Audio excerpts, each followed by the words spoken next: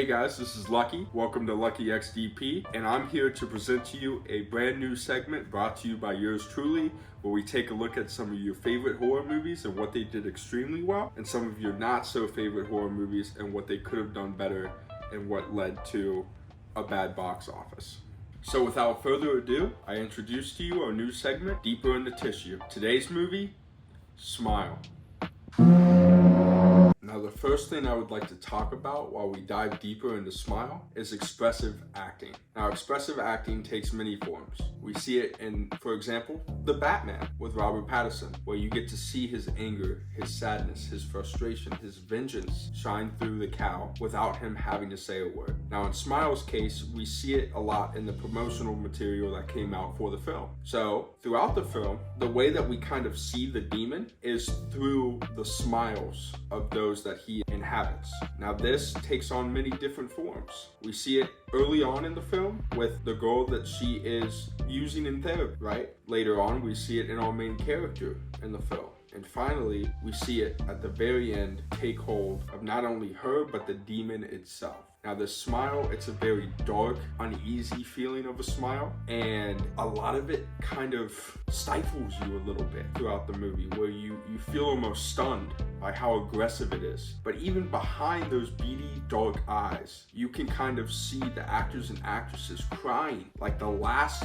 glimmer of humanity leaving their bodies before the demon completely takes hold. So the acting was phenomenal, especially the expressive acting. But next, I want to talk about the soundtrack. And this was made by Cristobal Tapia de Veer. I know, guys, I shouldn't be using my phone, but that's a tough name to find. Now, when we talk about the soundtrack, he doesn't use a lot of normal instruments that you would see when composing music for a film. He uses a lot of electronic sounds and unnatural tension, and he uses a lot of reverb and a lot of darkness around the beats. I mean, the first song on the soundtrack is literally called Trauma Loop, for God's sakes. And he uses a lot of that, and it's very disproportionate. And then it goes into this very almost childlike type of music, almost like you're listening to a folk tale, you know? And I think this plays a massive factor in the Smile, because oftentimes when someone smiles at you, it's seen as a kind gesture. And he kind of plays into that with the soundtrack, right? Where it's almost this heartwarming music that it turns into, but something is off. And you get that vibe from the electronicness and the kind of uneasiness and the disproportionateness of his songs. That soundtrack was creepy, right?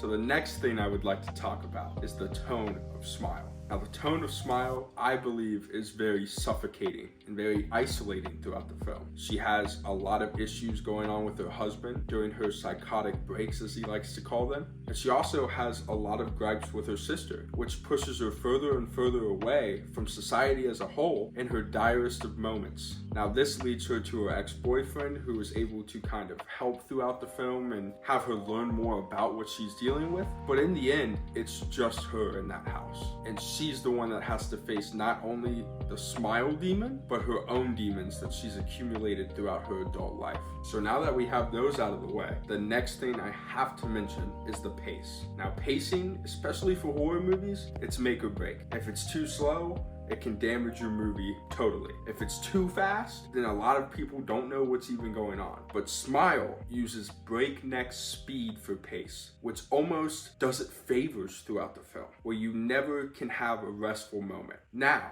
they also do have their moments of slowing things down and letting you discover more about the entity, as our main character sees footage of people who have contracted this smile before. She visits a prison with someone who was able to survive the smile entity, but it also knows exactly when to ramp it back up. And once it ramps up, it doesn't stop. And that's what does it so many favors, is the fact that you never can catch your breath. It felt like running a 40-yard dash 100 times over, and I'm sure DP would agree. And the final thing that I would love to talk about when it comes to Smile is the lighting. This movie gets it to a T. First things first, what we're gonna cover is the first therapy meeting that kind of kickstarts this entire journey that we go on. It takes place in our main character's office, and it's this damp vibe in there, very dim lit, very bland of a room, almost feels dampening, like something bad is going to happen, and of course it does, it alludes to that. Secondly, and this is my favorite one, when she's at home and she sees the girl smiling in the corner, that is one of my favorite scenes in the entire film. Reason being,